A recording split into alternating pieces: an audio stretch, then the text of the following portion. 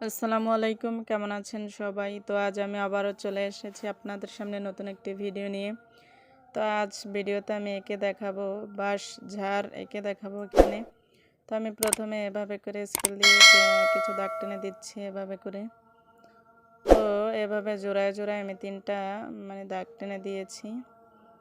তো এখন আমি একটু বাঁশের গিঁট থাকে না, তো সেখানে আমি কিছু দুটো করে দাগ টেনে দিয়েছি এভাবে। তো এভাবে করে আমি প্রত্যেকটা বাঁশকেই এভাবে করে দেব।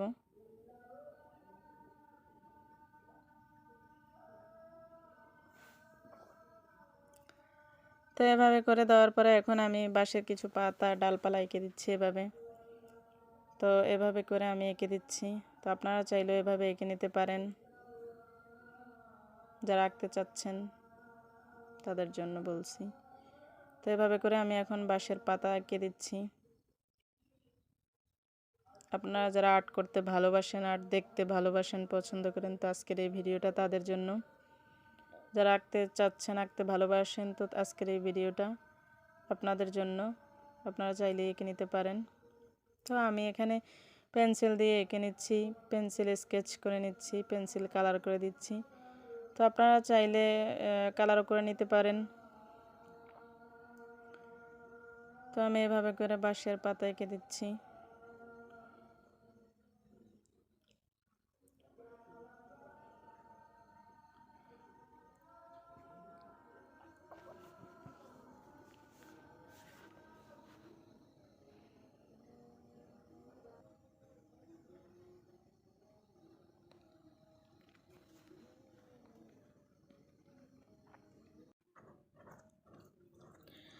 এখন আমি আরেকটি পেন্সিল স্কেল দিয়ে একটি দাগ টেনে দিয়েছি। তো তার উপরের অংশে কিছু বাঁকা বাঁকা করে পাহাড় এঁকে নিয়েছি দাগ টেনে দিয়ে। তো এখন আমি একটি নৌকা এঁকে দিচ্ছি এভাবে করে।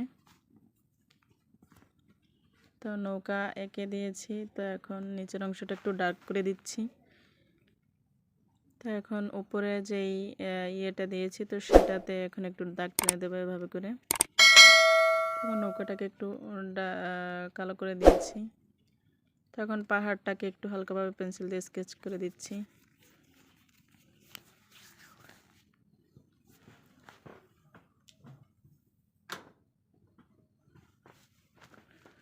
তো এভাবে করে আমি পুরো পাহাড়টাকেই একটু ডার্ক করে দেব হালকাভাবে।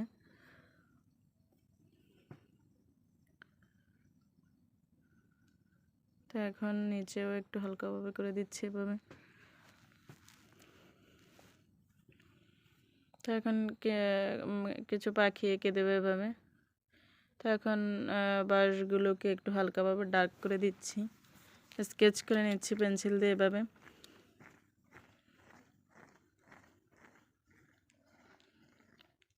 তো ভিডিওটা কেমন লাগলো অবশ্যই কমেন্ট করে জানাবেন। যদি ভালো লেগে থাকে তাহলে লাইক করবেন, কমেন্ট করবেন এবং শেয়ার করতে ভুলবেন না।